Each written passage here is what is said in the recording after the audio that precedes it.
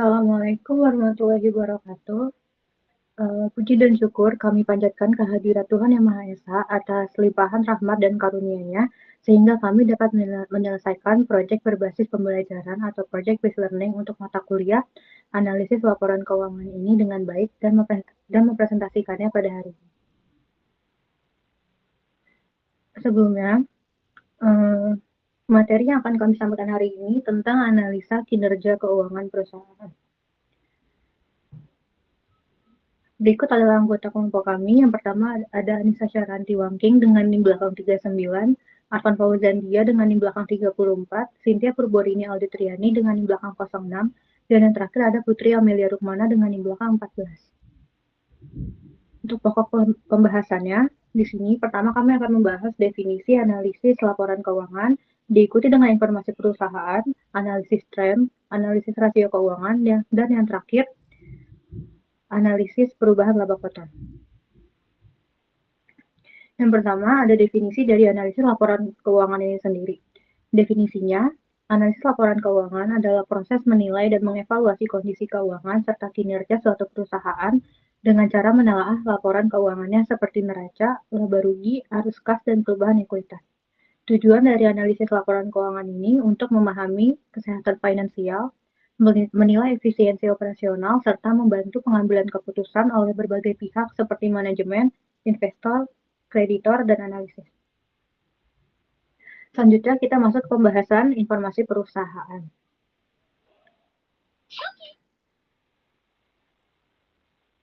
Jadi, untuk Central Omega Research Tbk ini didirikan sebagai perusahaan pembiayaan atau PT Duta Kirana Finance.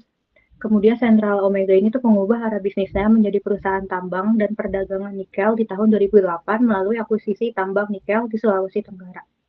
Dan di tahun 2009 itu resmi mengganti nama menjadi PT Central Omega Research Tbk dengan PT Jinsheng Mining sebagai pemegang saham mayoritas. Jadi setelah produksi perdana nikel di tahun 2011, perusahaan terus berkembang dan membangun smelter atau pemurnian yang mulai beroperasi di tahun 2017. Meskipun sempat terdampak larangan dari ekspor nikel murni di tahun 2014 dan pandemi di tahun 2020, perusahaan itu tetap bertahan dan kembali mencetak laba di tahun 2021. Central Omega kini fokus pada ekspansi dan diversifikasi untuk memperkuat posisinya di industri nikel nasional dan global. Jadi di sini ada struktur dari perusahaan PT Central Omega Research Tbk yang dimana ada anak perusahaan dari mining companies atau perusahaan tambang yang dimana PT Mulia Pacific Resource itu dimiliki sebanyak 99% dan PT Ita Matra Nusantara dan PT Bumi Konawe Abadi itu dimiliki 100% dan kemudian ada anak perusahaan dari smelter companies atau perusahaan pengolahan di mana PT COR Industri Indonesia itu dimiliki sebanyak 60% dan PT Makrolink Omega Adi Perkasa dimiliki 40%. Selanjutnya di sini ada QR code untuk laporan keuangan dari PT Central Omega Resource yang sudah kami analisis. Jadi berikut adalah Statement of Financial Position milik Central Omega Research Tbk. Dan ini untuk laporan laba ruginya yang sudah kami ringkas dan ambil dari IDX. Selanjutnya di sini kita masuk ke pembahasan analisis tren. Definisi dari analisis trennya itu sendiri adalah metode untuk melihat perubahan data keuangan dari waktu ke waktu guna mengetahui arah perkembangan perusahaan, apakah meningkat, menurun, atau stabil. Untuk rumusnya, di tahun pembanding dibagi dengan tahun dasar lalu dikali 100% untuk mendapatkan persenannya. Jadi berikut adalah contoh perhitungan dari analisis tren Statement of Financial Position dari PT Central Omega Research Tbk yang dimana di tahun 2024 aset lancar itu menurun dari 96% menjadi 86%. Walaupun kasnya itu meningkat, tapi aset tidak lancar itu juga naik. Jadi mencerminkan fokus di investasi jangka panjang. Untuk liabilitas jangka pendek itu turun dari 109% menjadi 60%. Namun ada lonjakan besar di sini di utang jangka panjangnya yang jatuh tempo. Ini itu bisa membebani likuiditas. Lalu di sini ada ekuitas perusahaan itu naik signifikan dari 109% menjadi 220%, itu menunjukkan adanya penguatan posisi modal.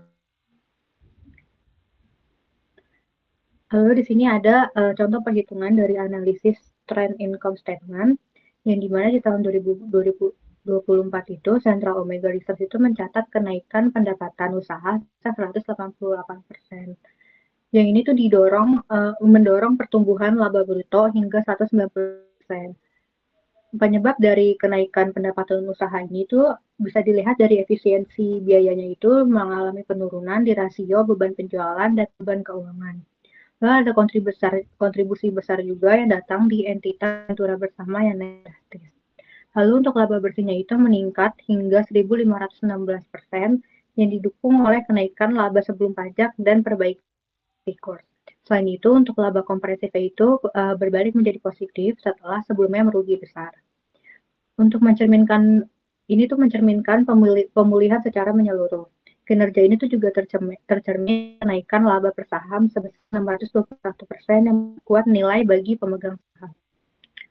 Untuk materi selanjutnya akan dilanjutkan oleh rekan saya. Yang selanjutnya yaitu saya akan menjelaskan tentang analisis rasio keuangan. Yang pertama, definisi dari analisis rasio keuangan ini merupakan analisa laporan keuangan dengan menggunakan rasio antara elemen dalam laporan keuangan. Rasio dapat dihitung dengan menggunakan elemen-elemen dalam suatu unsur laporan keuangan. Macam-macam dari rasio keuangan tersendiri itu terbagi menjadi 4. Yang pertama rasio likuiditas, yang kedua rasio profitabilitas, yang ketiga rasio solvabilitas, dan yang keempat rasio aktivitas. Untuk yang selanjutnya akan dijelaskan oleh rekan saya. Baik, yang selanjutnya ini yang akan saya bahas yaitu ada rasio likuiditas. Next. Definisi rasio likuiditas. Rasio ini menunjukkan kemampuan perusahaan membayar kewajiban jangka pendek. Semakin tinggi nilainya, maka semakin kuat posisi likuiditas perusahaan. Dihitung dari perbandingan aset lancar terhadap utang lancar. Jenis-jenis dalam rasio likuiditas ini yang pertama ada current ratio, quick ratio, cash ratio, account receivable turnover, working capital to total asset ratio, inventory turnover, lalu yang terakhir ada average day inventory. Untuk yang pertama ini ada current ratio, yang dimana current ratio itu menunjukkan kemampuan perusahaan untuk membayar utang jangka pendeknya. Nah, dihitung dengan membagi aset lancar dengan kewajiban lancar. Semakin tinggi rasio, maka semakin kuat posisi keuangan perusahaan. Rumus current ratio ini ada aktiva lancar dibagi hutang lancar atau aktiva lancar dibagi hutang lancar dikali 100%. Nah, untuk perhitungan analisis pada PT Central Omega ini, pada tahun 2022, aktiva lancarnya itu ada 1.3.169.946.642 dibagi dengan hutang lancar sebesar 1.075.927.106.224. Maka current ratio pada tahun 2022 sebanyak 1,087 kali atau 108,70%. Lalu yang 2023 sebanyak 0,957 kali atau 95,76%. Tahun 2024 sebanyak 1,55802 kali atau 155,80%. Jadi pada analisis current ratio ini pada tahun 2022 sebesar 1,087 kali atau 108,70%. Itu turun menjadi 0,98 kali atau 95,76% di tahun 2023, yang menandakan aset lancar ini belum cukup untuk menutup kewajiban lancar. Namun, di tahun 2024 meningkat tajam menjadi 1,558 kali atau 155,80%, yang dimana ini menunjukkan bahwa ada perbaikan signifikan dalam likuiditas perusahaan dan memiliki kemampuan yang lebih baik dalam memenuhi kewajiban jangka pendek. Next. Lalu yang kedua ada quick ratio. Quick ratio ini dapat mengukur kemampuan perusahaan membayar kewajiban jangka pendek dengan aset yang paling liquid. Nah, ini menunjukkan seberapa cepat sih perusahaan ini bisa memenuhi utang tanpa menjual persediaan. Nah, untuk rumusnya ini quick ratio itu aktiva lancar dibagi dengan hutang lancar. Aktiva lancarnya itu tidak dimasuki persediaan.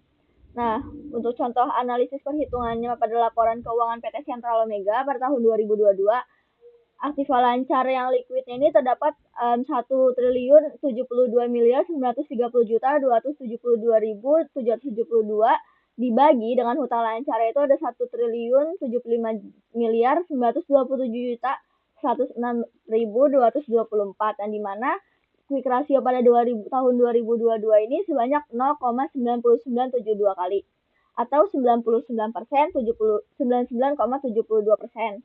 Pada tahun 2023 sebanyak 0,8646 kali atau 86,46%, dan tahun 2024 1,3836 kali atau 138,36%.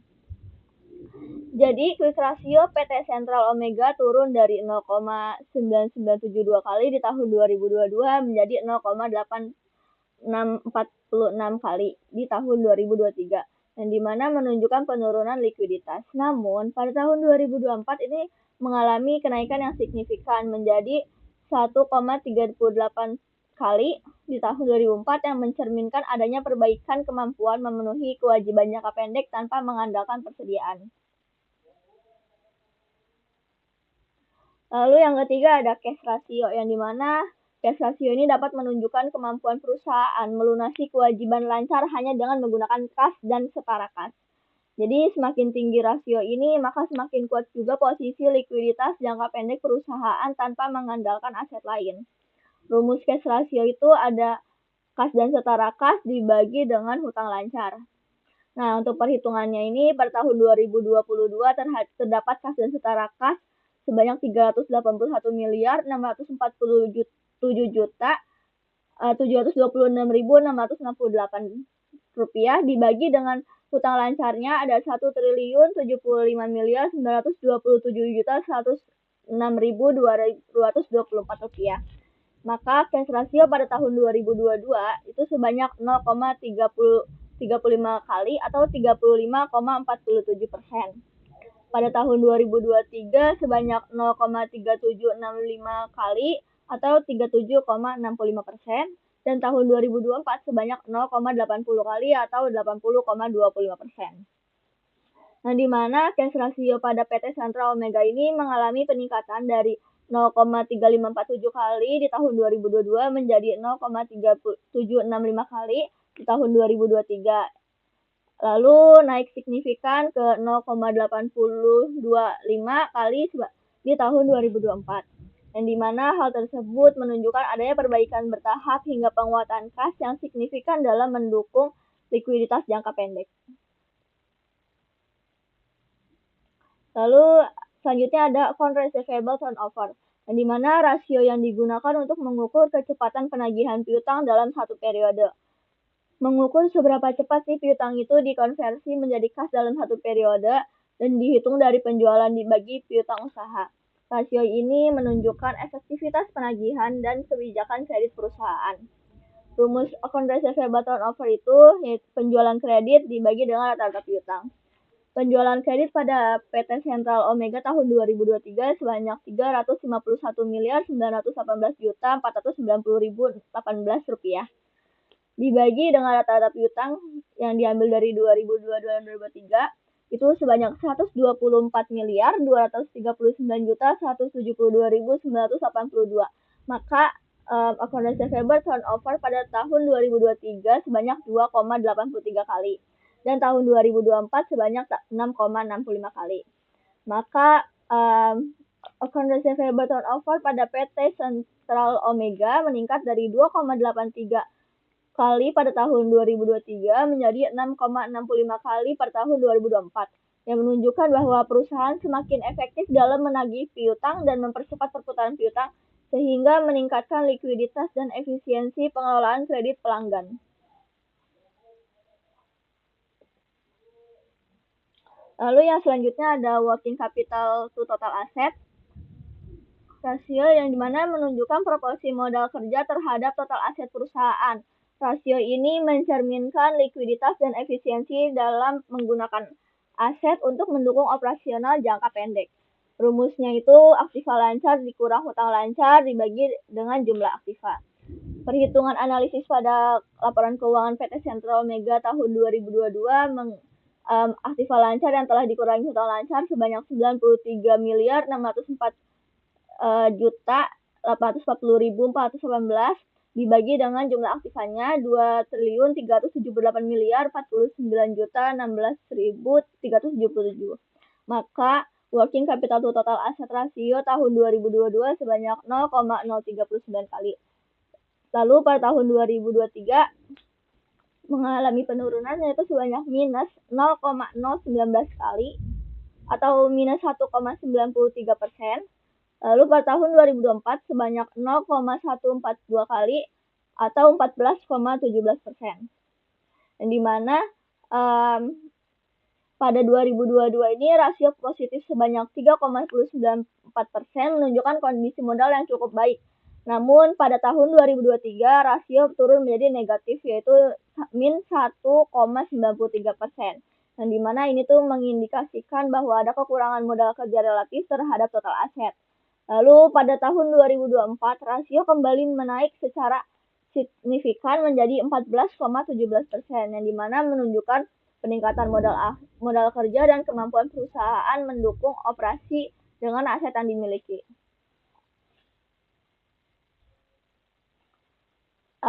Selanjutnya ada inventory turnover.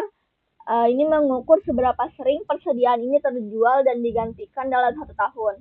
Rasio ini mencerminkan efisiensi perusahaan dalam mengelola stok atau dengan kata lain seberapa cepat si perusahaan ini menjual seluruh persediaannya dalam periode tertentu. Rumusnya itu harga pokok penjualan dibagi rata-rata persediaan. Harga pokok penjualan pada tahun 2023 PT Sentral Omega itu sebanyak 450.740.579.672 dibagi dengan rata-rata persediaan yaitu 102.957.957.013 rupiah. Maka inventory turnover tahun 2023 sebanyak 4,48 kali dan tahun 2024 sebanyak 7,50 kali. Maka inventory turnover PT Sentral Omega meningkat dari 4,48 kali menjadi 7,50 kali pada tahun 2024, yang menunjukkan bahwa perusahaan semakin efisien dalam mengelola persediaan dengan mempercepat perputaran barang sehingga mengurangi risiko kelebihan stok dan meningkatkan likuiditas. Lalu selanjutnya ada average days inventory. Average days inventory menunjukkan rata-rata hari yang dibutuhkan perusahaan untuk menjual seluruh persediaannya dalam satu periode. Biasanya setahun. Lalu semakin sedikitnya hari yang dibutuhkan, maka semakin efisien perusahaan dalam mengelola persediaan. Rumusnya ini persediaan rata-rata dikali 360 dibagi dengan harga pokok penjualan. Pada tahun 2023, persediaan rata-rata itu 102.657.957 rupiah, 13 rupiah dikali dengan 360 dibagi dengan HPP-nya itu 459.740.579.672 rupiah. Maka average days inventory pada tahun 2023 sebanyak 80 hari dan pada tahun 2024 sebanyak 48 hari. Maka PT Sentral Omega ini menurun dari 80 hari tahun 2023 menjadi 48 hari pada tahun 2024, yang menunjukkan bahwa perusahaan itu semakin cepat mengubah persediaannya menjadi penjualan sehingga meningkatkan efisiensi pengelolaan stok dan perputaran modal kerja. Selanjutnya akan dilanjutkan oleh rekan saya. Oke, selanjutnya di sini kami akan membahas tentang rasio profitabilitas. Definisi dari rasio profitabilitas yaitu rasio profitabilitas mengukur kemampuan perusahaan dalam menghasilkan laba dari penjualan, aset, dan ekuitas. Rasio ini menunjukkan efisiensi kinerja dan menjadi indikator penting bagi investor dalam menilai prospek serta potensi pengembalian investasi di masa depan. Jenis-jenis rasio dalam rasio profitabilitas, yang pertama ada gross profit margin, lalu net profit margin, yang ketiga earning power total investment, yang keempat net earning power ratio, dan yang terakhir operating income ratio. Yang pertama di sini gross profit margin. Margin laba kotor mengukur persentase laba kotor terhadap penjualan dan menunjukkan efisiensi biaya produksi. Semakin tinggi margin, semakin efisien operasional perusahaan. Sebaliknya, margin rendah mencerminkan efisiensi yang kurang baik. Rumus dari gross profit margin ini yaitu laba kotor dibagi dengan penjualan dikali 100%. Perhitungan analisis pada laporan keuangan PT Sentral Omega pada tahun 2022 terdapat laba kotor sebesar 323.703.870.576 rupiah dibagi dengan total penjualan pada tahun 2022 sebesar 707.407.701.783 rupiah dikali 100 yaitu sebesar 41,64%. Sedangkan pada tahun 2023 sebesar 43,36%.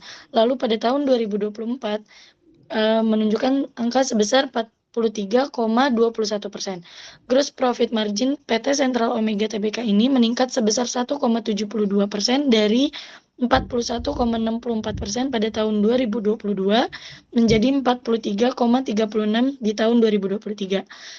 Tetapi mengalami penurunan tipis sebesar 0,15% pada tahun 2024 yaitu sebesar 43,21%, yang menunjukkan bahwa secara keseluruhan perusahaan masih mampu menjaga tingkat profitabilitas yang tinggi dari penjualannya.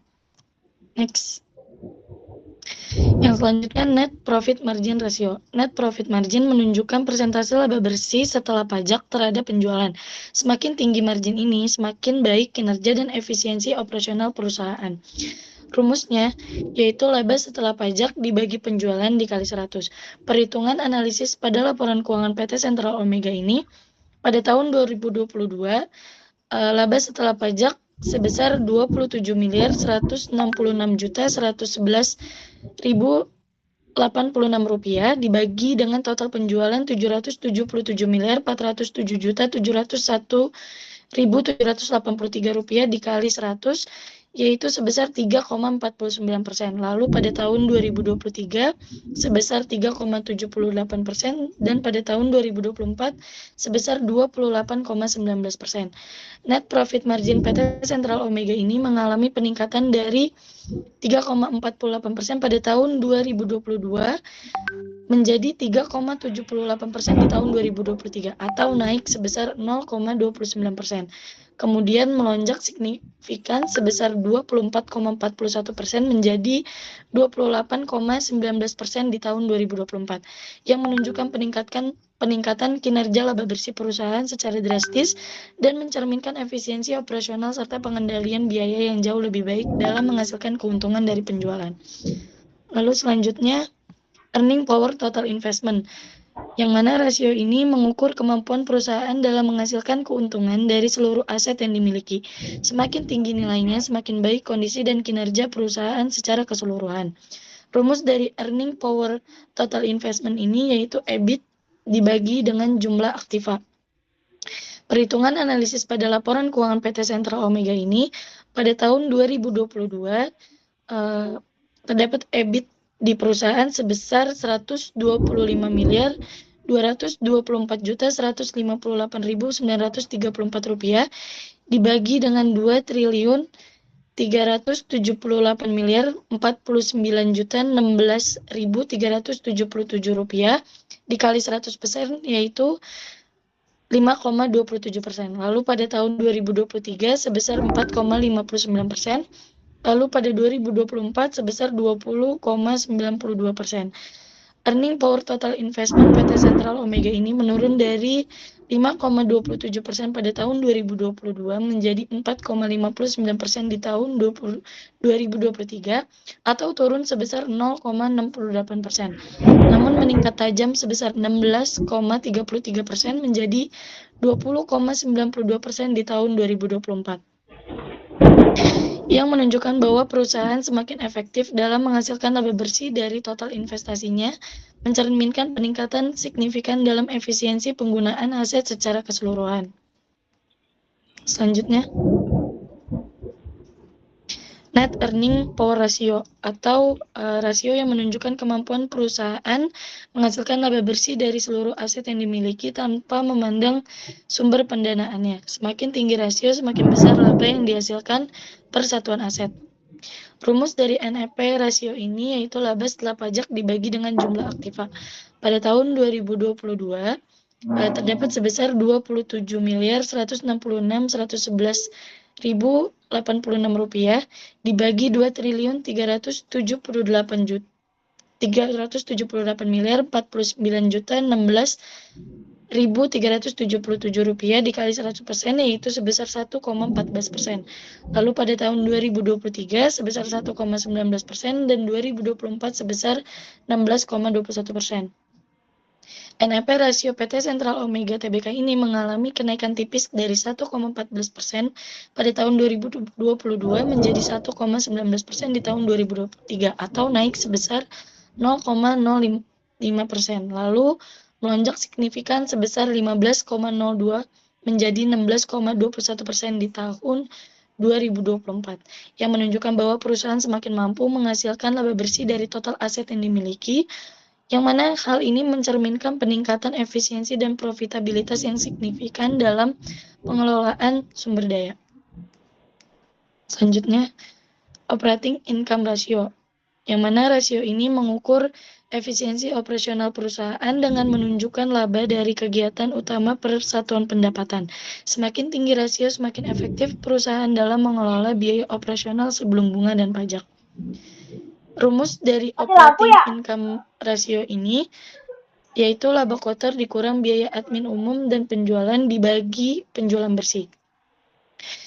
Itu perhitungan analisis pada laporan keuangan PT Sentral Omega ini pada tahun 2022 sebesar 125.224.158.934 rupiah dibagi 323.703.870.576 rupiah dikali 100% yaitu sebesar 38,68%. Lalu pada tahun 2023 sebesar 33,50%. Lalu pada tahun 2024 sebesar 84,18%. Pada rasio ini mengalami penurunan dari 38,68% pada tahun 2022 menjadi 33,50% di tahun 2023 atau turun sebesar 5,18%, namun meningkat tajam pada tahun 2024 menjadi 84,18% yaitu sebesar 50,68%, yang mana hal ini menunjukkan bahwa efisiensi operasional perusahaan meningkat secara signifikan dalam menghasilkan laba operasional dari total pendapatan setelah sempat melemah di tahun sebelumnya. Selanjutnya akan dijelaskan oleh rekan saya. Oke, selanjutnya ada rasio solvabilitas. Oke, definisi dari rasio solvabilitas yaitu rasio solvabilitas merupakan alat analisis keuangan yang berfungsi untuk mengukur kemampuan suatu perusahaan dalam memenuhi kewajiban finansial jangka panjangnya. Nah, di rasio solvabilitas ini ada beberapa jenis, yaitu yang pertama ada total debt to equity ratio, yang kedua ada total debt to asset ratio, yang ketiga ada long term debt to equity ratio, yang keempat ada tangible asset to debt coverage, yang terakhir ada times interest earned ratio. Total debt to equity ratio, rasio ini digunakan untuk mengukur persentase total dana yang disediakan oleh para kreditor dengan modal yang dimiliki perusahaan. Rumusnya yaitu hutang lancar ditambah hutang jangka panjang dibagi modal dikali 100%. Nah, pada laporan keuangan PT Sentral Omega di tahun 2022 hutang lancar yaitu sebesar 1.075.927.106.224 rupiah ditambah hutang jangka panjangnya 916.297.451.248 rupiah dibagi modal sebesar 384.824.458.905 rupiah yang menghasilkan sebesar 516,36%.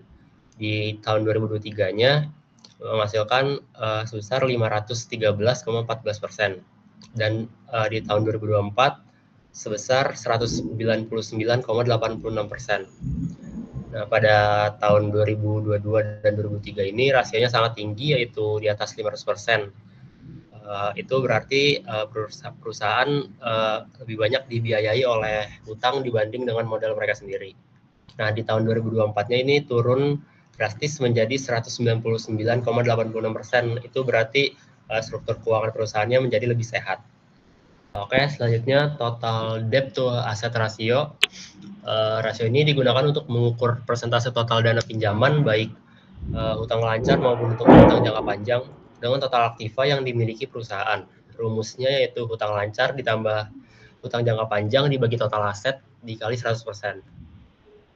Nah, pada tahun 2022, pada laporan keuangan PT Sentral Omega, yaitu hutang lancarnya sebesar 1.927.927.106.224, ditambah hutang jangka panjang sebesar 919.297.451.248 rupiah, dibagi total aset sebesar 2.2.379.016.377 rupiah, menghasilkan sebesar 83,78%. Di tahun 2023 sebesar 83,69%. Lalu di tahun 2024 sebesar 66,65%. Nah, pada tahun 2022 dan 2023 rasio ini sangat tinggi tapi tidak berbeda jauh, yaitu masing-masing sebesar 83,78% dan 83,69%. Ini menandakan perusahaan sangat tergantung pada utang, namun di tahun 2024 terjadi penurunan signifikan menjadi 66,65%, yang menunjukkan bahwa perusahaan mulai memperbaiki struktur pendanaannya dengan mengurangi proporsi utang terhadap aset. Selanjutnya, long term debt to equity ratio. Rasio ini digunakan untuk mengukur persentase total hutang jangka panjang dengan modal. Rumusnya yaitu hutang jangka panjang dibagi modal dikali 100%. Pada tahun 2022 di laporan keuangan PT Sentral Omega, hutang jangka panjang sebesar 919.297.451.248 rupiah, dibagi modal sebesar 384.458.905 rupiah, menghasilkan hasil sebesar 230,49%. Di tahun 2023 sebesar 233,97%, dan di tahun 2024 sebesar 123,70%. Pada rasio ini cenderung stabil di tahun 2022 sebesar 237,49%, dan di 2023 sebesar 233,97%. Namun turun cukup tajam menjadi 123,70% di tahun 2024. Ini menunjukkan bahwa perusahaan mengurangi ketergantungan pada hutang jangka panjangnya dan semakin memperkuat modal mereka sendiri sebagai sumber pembiayaan.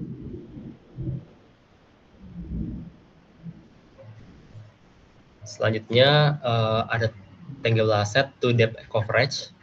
Rasio ini digunakan untuk mengetahui perbandingan antara utang jangka panjang yang sebuah perusahaan tanggung dengan aktiva tetap berwujud yang perusahaan miliki. Rumusnya yaitu total aktiva dikurang tangible dikurang hutang lancar dibagi hutang jangka panjang dikali 100%. Maaf, itu di rumusnya terdapat kesalahan penulisan, harusnya tangible asset. Pada tahun 2022 laporan keuangan PT Sentral Omega, total aktiva sebesar 2.378.049.016.377 rupiah dikurang tangible asset yaitu goodwill sebesar 10.573.506.308 rupiah dikurang hutang lancar sebesar 1.075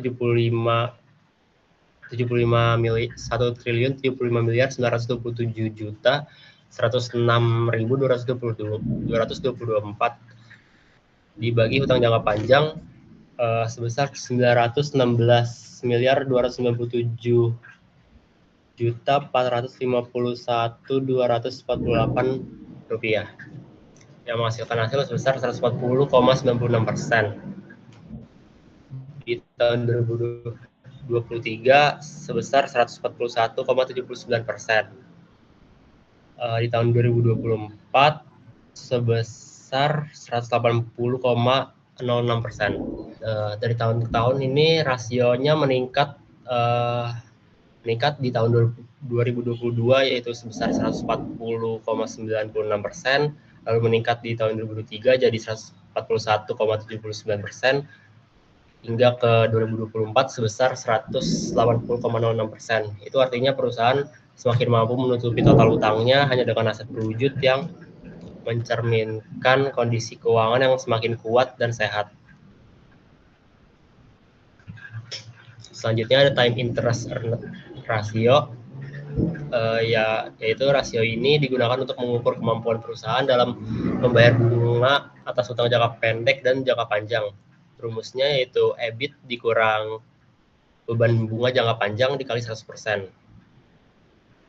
Nah, earning before interest and tax-nya di tahun 2022 yaitu sebesar 155.224.158.934 rupiah dibagi beban bunga jangka panjang sebesar 56.345.945.517 rupiah, menghasilkan hasil sebesar 222,08%. Di tahun 2023 sebesar 196,94%, di tahun 2024 sebesar 3.010,49%. Pada tahun 2022 dan 2023 rasio ini berada di kisaran 200%, yaitu masih tergolong aman. Namun di tahun 2024 terjadi lonjakan yang luar biasa menjadi 3.010,49%. Ini menunjukkan perusahaan memiliki kemampuan yang sangat kuat dalam memenuhi kewajiban bunga berkat peningkatan signifikan dalam laba operasionalnya. Selanjutnya ada rasio aktivitas. Definisi dari rasio aktivitas itu sendiri adalah rasio yang digunakan untuk mengetahui efisiensi organisasi dalam memanfaatkan asetnya untuk menghasilkan kas dan pendapatan. Beberapa jenis rasio aktivitas yaitu diantaranya ada inventory turnover, average collection period, fixed asset turnover, dan total asset turnover. Yang pertama ada inventory turnover, yaitu rasio yang menunjukkan berapa kali sebuah perusahaan menciptakan persediaannya dan menjualnya selama jangka waktu tertentu. Rumusnya yaitu harga pokok penjualan dikurang persediaan rata-rata.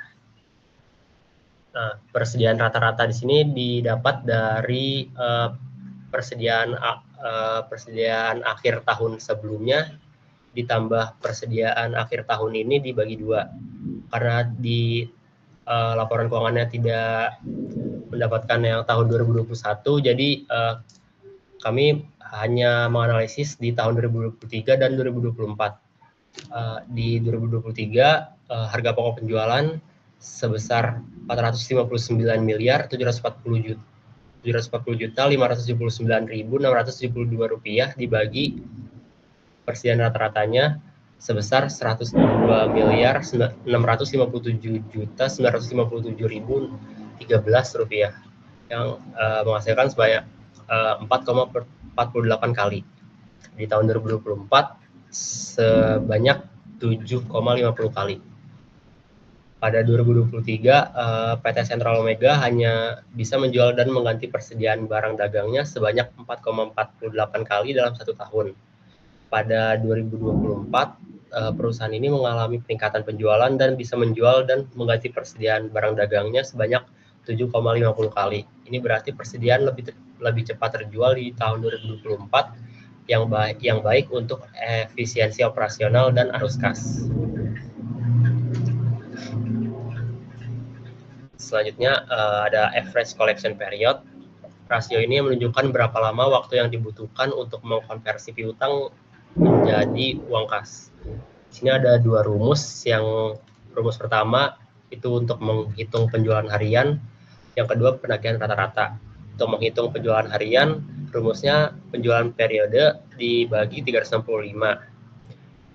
Rumus keduanya penagihan rata-rata itu piutang rata-rata dibagi penjualan harian. Nah, di penjualan harian di tahun 2023 sebanyak 811 miliar 659.069.690 rupiah dibagi 365, yaitu sebanyak 2.223.723.479 kali. Di 2024-nya sebanyak 4 miliar sekian kali. Nah, untuk penagihan rata-rata di tahun 2023, yaitu piutang rata-ratanya sama kayak yang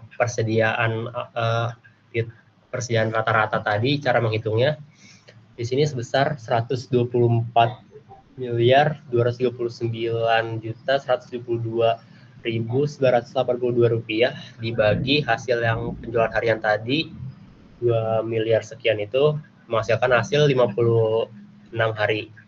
Pada 2024 sebesar 24 hari.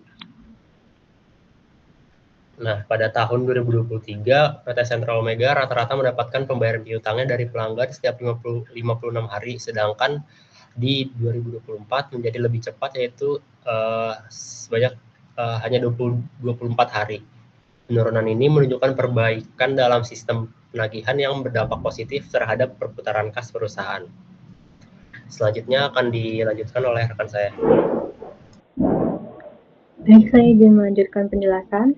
Di sini kita masuk ke fixed asset turnover, yang dimana rasio ini itu digunakan untuk mengukur seberapa efisien perusahaan dalam menggunakan aset tetapnya untuk menghasilkan pendapatan. Rumusnya penjualan dibagi jumlah aktiva tetap.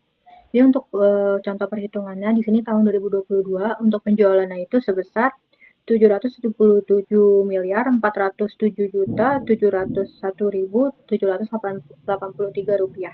Dibagi dengan jumlah aktiva tetapnya 1.757.851.079.200 rupiah. Maka dihasilkan 0,76 kali, dan kemudian di tahun 2023 sebanyak 0,80 kali, dan di tahun 2024 sebanyak 1,54 kali. Yang dimana di tahun 2022 itu tuh setiap 1 rupiah yang diinvestasikan perusahaan kepada aset tetap dapat menghasilkan 0,76 dari penjualan. Selanjutnya di tahun 2023 itu hanya meningkat sedikit menjadi 0,80 rupiah, dan di tahun 2024 meningkat cukup tajam, yaitu setiap 1 rupiahnya yang diinvestasikan itu menghasilkan 1,54 rupiah dari penjualan. Selanjutnya di sini ada total asset turnover, yang dimana rasio ini tuh digunakan untuk mengukur beberapa jumlah penjualan yang bisa dihasilkan dari setiap rupiah yang tertanam dalam total aset perusahaan. Rumusnya penjualan dibagi dengan jumlah aktiva. Untuk perhitungan dari PT Sentral Omega ini, untuk penjualannya itu 777.407.701.783 rupiah. Dibagi dengan jumlah aktivanya 2.389.377 rupiah, yang menghasilkan 0,33 kali. Kemudian di tahun 2023 0,32 kali, dan di tahun 2024 0,58 kali. Sehingga di tahun 2022 itu setiap 1 rupiah yang diinvestasikan perusahaan kepada asetnya dapat menghasilkan 0,33 rupiah dari penjualan. Dari 2023 menurun menjadi 0,32 rupiah. Kemudian di tahun 2024 itu meningkat, jadi setiap 1 rupiahnya itu menghasilkan 1,54 rupiah dari penjualan. Jadi di sini kita masuk ke pembahasan terakhir, yaitu analisis perubahan laba kotor. Nah, definisinya dari analisis perubahan laba kotor ini tuh dilakukan untuk mengetahui penyebab naik turunnya laba kotor dari satu periode ke periode lainnya. Analisis ini tuh membantu manajemen untuk memahami perubahan pendapatan dan biaya secara keseluruhan. Untuk rumusnya, di sini ada laba ini dikurangi dengan laba kotor tahun lalu dan dibagi dengan laba kotor tahun lalu, kemudian dikalikan dengan 100. Nah, perhitungannya di sini 2022-nya kita tidak punya pembanding dari 2021 sehingga kita langsung menghitung yang di 2023. Jadi untuk laba kotor di tahun 2023 itu sebanyak 351 triliun 918 miliar 351 miliar 918 juta 490.018 rupiah dikurangi dengan laba kotor tahun lalunya itu sebesar 323 miliar 703 juta 870.576 rupiah dibagi dengan laba kotor tahun lalu sama totalnya dan dikali dengan 100%, maka menghasilkan persen. Kemudian untuk pembanding dengan tahun 2023 dan 2024 itu menghasilkan 79%. Sehingga kami menyimpulkan kalau perubahan laba kotor dari tahun 2022 hingga 2024 itu menunjukkan peningkatan secara signifikan. Di tahun 2023 laba kotor naik 9% akibat pendapatan usaha tumbuh 104%, diikuti dengan kenaikan beban pokok pendapatan sebesar 101% yang menunjukkan efisiensi operasional belum optimal. Dari tahun 2024, laba kotor itu melonjak 79% seiring dengan kenaikan pendapatan usaha sebesar 188%. Sementara untuk beban pokoknya itu hanya naik 183%. Nah, kinerja ini tuh juga didukung oleh peningkatan pendapatan bunga sebesar 232%, penurunan beban bunga dan keuangan dari 106% ke 31%. Serta perubahan rugi selisih kurs menjadi keuntungan dari minus 76% ke 63%. Baik, sekian presentasi dari kelompok kami. Kurang lebihnya kami mohon maaf jika ada salah kata. Assalamualaikum warahmatullahi wabarakatuh.